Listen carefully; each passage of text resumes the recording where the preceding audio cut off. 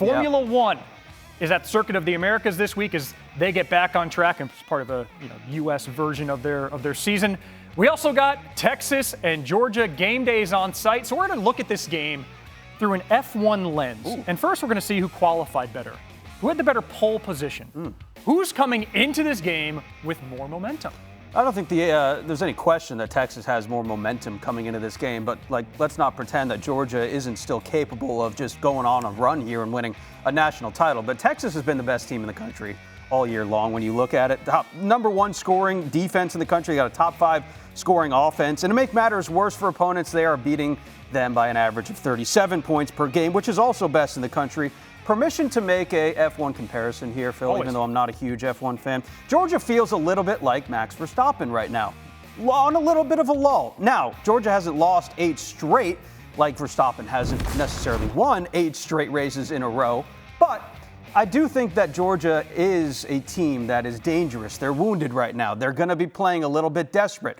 And like I said, like Max, they have won a lot everywhere that they have been, including a couple national titles. So they are right there. And for the F1 fluent among us, that comparison may actually work well for Georgia because even though Lando Norris has made up some ground in that championship, Lando's thing is he'll qualify first, and then at the start, lights out and away we go. Verstappen often passes him by the first turn. Sure. So if Georgia can do that and strike first, even though Texas comes in with more momentum, they'll take it. This is a Georgia team.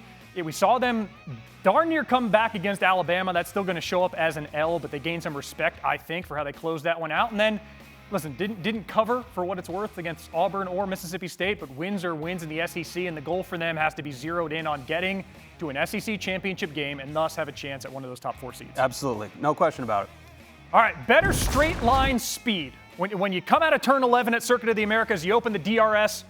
Who's putting on more kilometers per hour because this is the world sport? Who's got more offensive firepower? Consistently speaking, the answer is Texas. Georgia has shown it in spurts. We saw it obviously in the Alabama game when they were able to put up all those points in the second half. But consistently, Texas has been the most dominant offensive team for a number of different reasons. What's fascinating to me about this whole Texas team this year, they lost 5 starters at the skill positions, 4 wide receivers off to the NFL. Coach Sark doesn't rebuild. He reloads through the portal. He goes and gets Isaiah Bond from Alabama. He goes and gets Silas Bolden from Oregon State. And he goes and gets Matthew Golden from Houston. Texas has 7 different players with at least 100 receiving yards and 1 touchdown this year. And to me, Phil, Coach Sark has figured out the perfect equation in the new era of college football right now.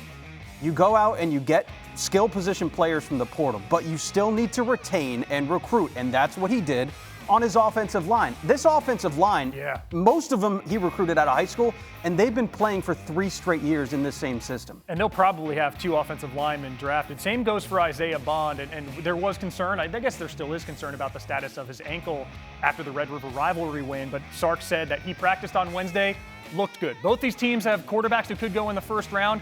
Yeah, I mean, certainly Georgia, any one of their receivers, Arian Smith, we saw him go for $130 in 2 of the last 3 games, but I think on the whole, as we sit here and just measure straight line speed coming in, you'd be hard-pressed not to pick Texas. Real quick on Georgia, too, because it just hasn't felt like the same Georgia on offense.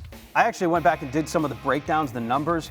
You look at their first quarter point differential for the number 5 team in the country, +1.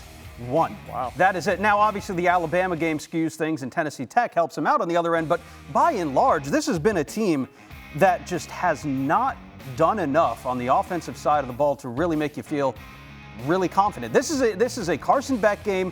This is a Trevor Etienne game. I mean, show me what you got. Well, we're talking offense. We're talking all the offensive players. The other side of that coin is who's going to make the stops. Better tire strategy, and this isn't that tenuous when you think about tire degradation. You got to make things like stretch out. How hard can you grind? Whose defense is in better position here? Well, in that kind of comparison, we're going to be focusing on depth then, right? Because in the football, the 2 deep that Texas has, you have guys that are going to be in the NFL on the 2 deep roster for this Texas team. Now, Georgia, again, has been a second-half team. Texas's defense, this is the one question I have for Texas. Haven't really been tested that much this year. They've only allowed 1 passing touchdown all year long, but their 6 opponents this year, 4 of them have been ranked north of 100 in FBS in passing offense. The best passing offense, statistically speaking, that Texas has seen is UTSA. But what is the path for Georgia to win this game, Phil? Gotta force turnovers. You gotta get to Quinn Ewers, two things that they really haven't done all year long. Georgia ranks second to last in the SEC in sack numbers, and they've only forced 5 turnovers. So, like, that's what we need to see different that we have not seen yet from Georgia. All due respect to Oklahoma, all due respect. I think the greatest test of either of these defenses was what Georgia faced in Alabama. I mean, they have NFL-capable guys, Malachi Starks, Mikael Williams. I understand the stats of Texas. I'm going to give the less chance of degradation, we'll call it, to Georgia. Okay. We'll get to our game picks here in a second, but I mean, this is still, I think, the number 5 team in the country, and it would surprise nobody. It wouldn't surprise me if come January they are your national champion. When was the last time we really saw Texas's defense struggle? It was probably in the college football playoff against Washington, a team that was able to really throw the ball and test their defense. Michael Penix Jr., the weapons on the outside. Carson Beck and Georgia, the 9th-ranked offense in the country in terms of pass yards per game. So that secondary is going to get tested for Texas here in this one. All right, Sam, if this one comes down to the wire, we need a photo finish. Who are you predicting to win this game? 7:30 p.m. Eastern on ABC. Wow, this is it's such a toss-up, even though we're talking about Texas and Georgia. We're stopping here. Right. I'm gonna go with Texas. I guess that's Paris. Until proven otherwise, Texas has been the best team in the country, so I'm going with the Horns.